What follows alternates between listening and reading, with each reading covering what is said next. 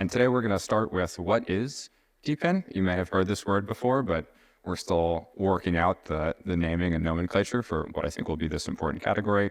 Then we're going to talk about why you should care, especially why this conference should care.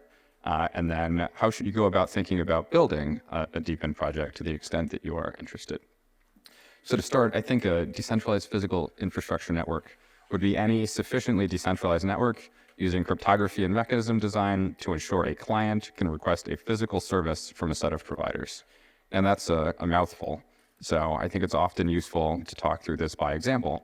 And one way of describing this category when I've talked to entrepreneurs is by taking the idea of what Helium did and Helium for X, much like you had many Uber for X startups in the 2010s. Probably the most popular category, and this is why I was saying I think it connects well to what Jeff was describing, is decentralized wireless, trying to take the idea of telecom companies or networks and democratizing access, having users own and operate those networks. And Witness Chain and XNet are also examples there. One of the other subcategories that I'm excited about is decentralized energy. There are a number of projects that have focused on financing, on building and operating networks, and on clean energy. And I think Daylight Glow and Tesseract are excellent examples of that. Then there are a bunch of transportation projects trying to build something akin to decentralized Uber or decentralized mapping in Teleport and HiveMapper. And then there's a group of projects and companies sort of at the edge here that don't typically offer physical services, so to speak, but involve computational hardware. I think Filecoin is an excellent example for storage, and there are a bunch of application-specific compute networks. Jensen is an example focused on training machine learning models by providing permissionless access to GPUs. And so why should you care? These are a bunch of projects. You may have heard of some of them before, but probably not most of them. And I think DePIN protocols are really important because they provide perhaps the largest upgrade over existing solutions. So when you think about the upgrades that Ethereum or Filecoin or Bitcoin provide over things like the traditional financial system or AWS, there's certainly upgrades that are better in many ways. But when we talk about DePIN protocols, we're talking about upgrading from what are traditionally government-sponsored monopolies with a very little innovation that have ossified over the last 20 years. I also think it's important to highlight that these are real-world use cases that, at least when I talk with people who are not in crypto, connect much more easily than trying to describe something like Ethereum or something like Filecoin that is a little bit more amorphous if you're not a nerd like many of us in this room. And then third, I think DePIN is providing permissionless access and democratizing services that are essential to everyday life. And I think crypto has done a very good job of this in specific realms like computing and like financial services, but it maybe has not focused as much on things like communication, things like transportation, things like power and energy that a lot of us take for granted every day living in the developed world. And so now we're going to talk through what I think are some of the hard problems for building a project like this. And these are open questions, so if you're interested in talking more about this afterwards, please come find me. I think there are 5 crucial questions or challenges to overcome. The first being, why should you decentralize? Decentralization always has a cost, and it's often worth paying, but it is also often quite high. And especially when there are established existing networks, you have to ensure that you know the right set of customers who are willing to bear the cost of decentralization. The second is, how should the protocol interface with centralized physical infrastructure networks? Things like Ethereum and Bitcoin, Filecoin did not start out interfacing directly with the New York Stock Exchange or with AWS. And so it is a question to what extent DePIN protocols should be integrated into the existing networks from the start. The third is go-to-market. Oftentimes, customers for this are very price inflexible for things like power or internet connectivity if there is a single provider to you in a physical area. The third would be how to navigate the regulatory landscape, and I'm not talking about what we normally describe in crypto, some of the challenges. I'm more alluding to the fact that each of these physical industries is often highly regulated, especially in the developed world, and it's important to understand that before you start building a business here. And then the last, I think the most important one, is how to verify physical infrastructure services, and I'll talk about that in a minute. So I think there are generally 3 good answers as to why to build a decentralized network for a physical service. The first would be to reduce upfront capital expenditure. So in the example of something like Helium, it's very expensive to deploy a lot of new networking hardware across the country or across the world. And instead of having a single centralized entity oftentimes raise money and then buy hardware to deploy, you can allow anyone to contribute hardware they already own to a user-owned and operated network. And I think we're hopefully in the midst of a transition from centralized networks owned by a big company or sponsored by a government monopoly to networks that are owned and operated by users. The second reason it's often quite useful to decentralize a physical service is to aggregate latent capacity. When you think about Tesla Powerwalls at your home, these are excellent devices to provide better storage capacity to the electrical grid, but they're often very hard to access for a utility because they don't have information about these devices at people's homes. I think Filecoin is another good example of this, where I have excess storage space on my physical laptop, but it's very hard for any company today to, one, even be aware of that space, and two, help to aggregate it and provide it to others. And then the third, and I think probably the most important, is permissionless innovation, where it's very hard today if you want to extend or build on top of something like the electrical grid or something like a phone or telecommunications network. And I think this is what blockchains have done actually better than anything else, is perhaps not just censorship resistance, but composability. The chance for anyone, anywhere in the world, from the ivory tower to their parents' basement, to give them access to build services that change the lives of people around the world. So the second challenge is how to design interfaces for your DePIN project with existing physical infrastructure. And prior blockchains have usually developed independently from the analog service in the centralized or traditional world. Unfortunately, DePIN protocols often need to integrate with legacy enterprises to be useful. So, for example, it would be very hard to offer a global telecommunications service from day one because it's incredibly expensive to deploy. Instead, you might offer it in a specific area and partner with a traditional provider to gain better distribution to begin with. One of the challenges here is that normal users often, I think, tend to care, like, I want to use blockchain services because I believe in them and I think they're cool and interesting and fun. But most marginal users of the electrical grid or of a telephone don't actually care about the underlying infrastructure. And so figuring out how to do payments is often a challenge.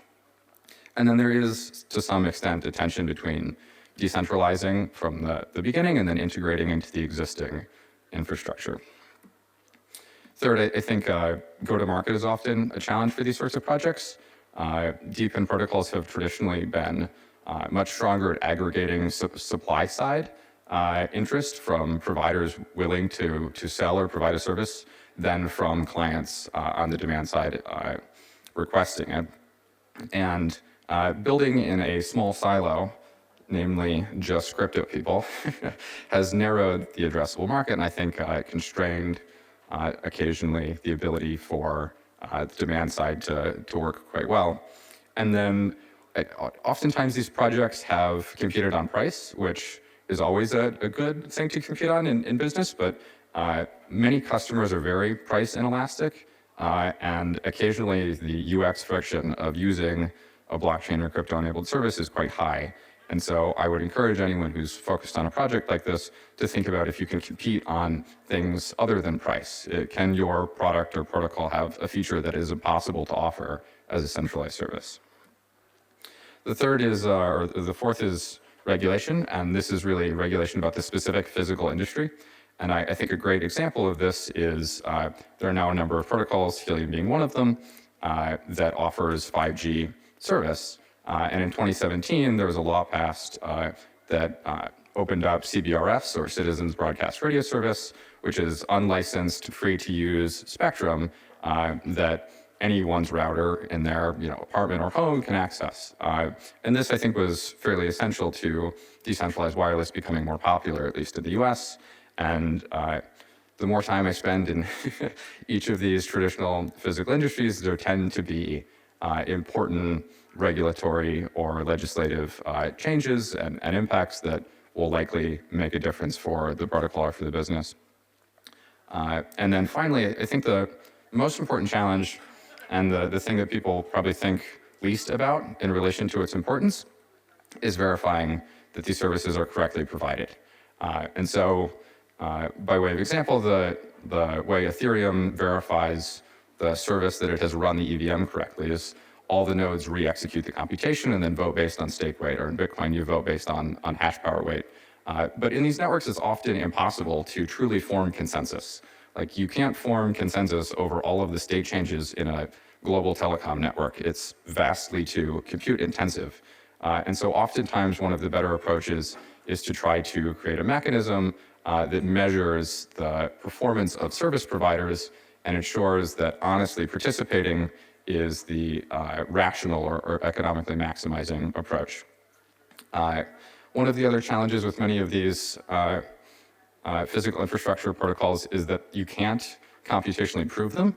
So for something like Ethereum or a smart contract platform, in theory, you eventually could prove all of the execution in a validity proof like a Snark or a Stark. But you can't do that here because these are physical actions happening that can't purely be represented computationally. You would run into the Oracle problem. And so you do need to have some economic mechanism to coordinate incentives, which I think makes this in some ways actually a harder design space than things like smart contract platforms. And I'm hopeful that we'll solve a lot of these challenges over the coming years. And then one of the other challenges with these projects is we were talking earlier about why it's interesting for these networks to be user-owned and operated. And typically, the way they work is that when you're an earlier user to contribute your hardware to the network, you receive greater ownership in the network. And this makes a lot of sense because it helps to offset the marginal utility you're providing as an early provider relative to the utility that clients receive. And if you're very early in the network, you're helping build a network effect. If you're very late in the network, you're benefiting from the network effect. But if you receive very large token rewards for providing service, sometimes those rewards can exceed the value of the service you're providing. And this creates an incentive for people to self a deal or to pretend to provide services to themselves. And this is why I think verification is actually crucial, because if it can be profitable for someone to pretend to provide services to themselves, then they will never actually provide services to normal users. And this has happened in a couple different domains, what I think is perhaps an under-recognized problem.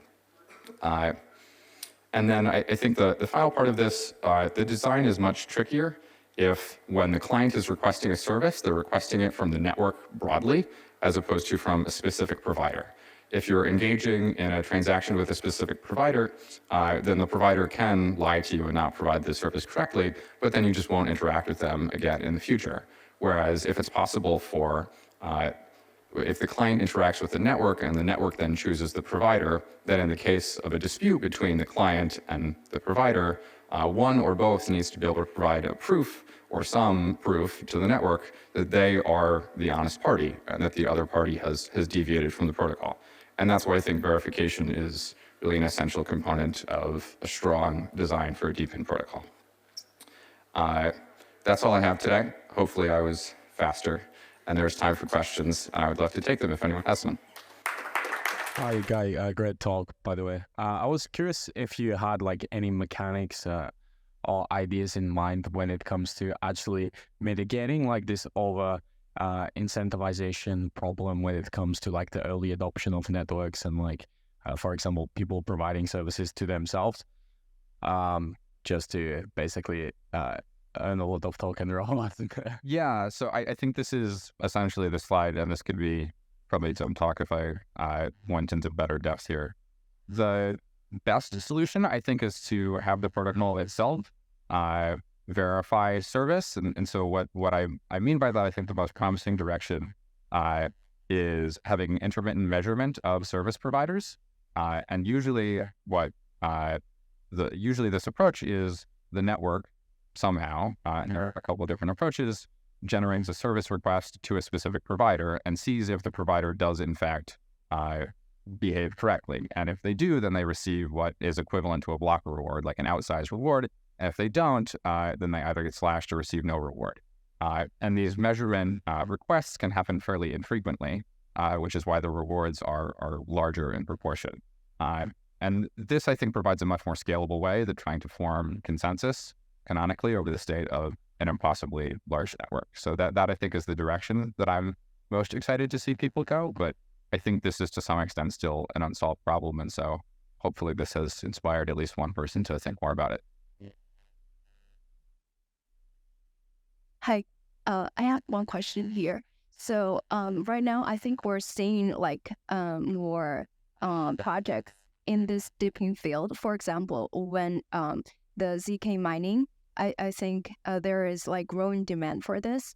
And but when we are kind of designing the mechanics, we looked into the past and see the projects that you mentioned, the render network, and sometimes the helium. Do you think what could be kind of the improvements over there to kind of facilitate those companies have a lot of like resources and GPUs and whatnot to kind of leverage this kind of Web3 ecosystem for like everybody to kind of get into it? Thank you. It's a hard question to say, like, what is the right way to design one of these protocols and what have other projects done well or not so well. I think for better or for worse, there's not a ton of published literature about this. It's not like a well-formalized academic field, and I think this is true of most token or mechanism design related things in crypto still. And so I would encourage people to like go read the white paper, spend time in Discord. If you have more specific questions or you're interested in this sort of stuff, I'd love to talk to you afterwards, but I don't know actually that there's a good answer to your question yet, which is one of the reasons I wanted to be here and speak with you all today. Hi, quick question. So you mentioned the problem on supply demand, and in the Helium's example, they had an explosive growth. They managed in almost 2 years to deploy 1 million gateways. With a rough price of $500 per gateway, that means $500 million in capex, which is amazing, obviously. But the question is, how can you estimate or imagine how long it will take to reach sustainability in these kind of projects? I think that's a very hard thing to guess at. To give you an answer I would feel confident in, I think it's like a PhD level project that hopefully someone here or someone in the community will explore and spend more time with, but I'm certainly not the person to give you something I feel confident to committing to here today, unfortunately. If you have an answer to that problem, I'd be very curious to hear yours.